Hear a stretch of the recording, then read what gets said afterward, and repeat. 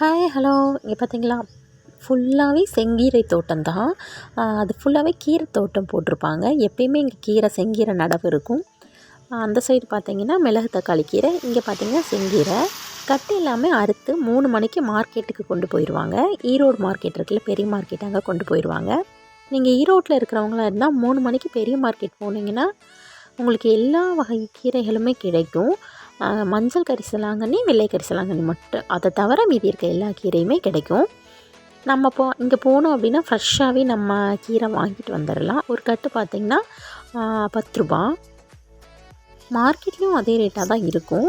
So நமக்கு இங்கே போயிட்டு இதை பார்த்த மாதிரியும் இருக்கும், நமக்கு கீரையும் ஃப்ரெஷ்ஷாக கிடைக்கும்ல. ஸோ போயிட்டு நம்ம வாங்கிட்டு வந்துடலாம். குட்டி குட்டியாக நடவு நட்டுருக்காங்க. இதெல்லாம் இன்னும் வளரல. அந்த சைடெலாம் வளர்ந்த கீரைகள் இருக்குது. அதெல்லாம் கட் பண்ணி பறித்து எடுத்துருவாங்க.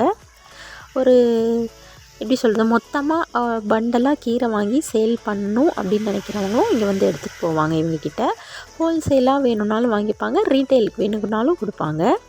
வர வழியில் பார்த்திங்கன்னா மல்பெரி தோட்டம் இருந்தது. பட் அதில் எதுலேயுமே பழங்கள் எதுவுமே இல்லை. இது எல்லாமே இந்த ஆடு திங்கிறக்காக வச்சுருப்பாங்க. வேணுங்கும் போது 2 தலையை உடைச்சி ஆடு மாட்டுக்கு கொடுத்துருவாங்க. இதில் பார்த்திங்க, இது கொஞ்சம் பெரிய மரமாக விட்டாங்கன்னா இதில் வந்து மல்பெரி பூ பூக்கும், அப்புறம் மல்பெரி பழமும் இருக்கும். நான் போனப்போ எந்த பழமுமே இல்லை.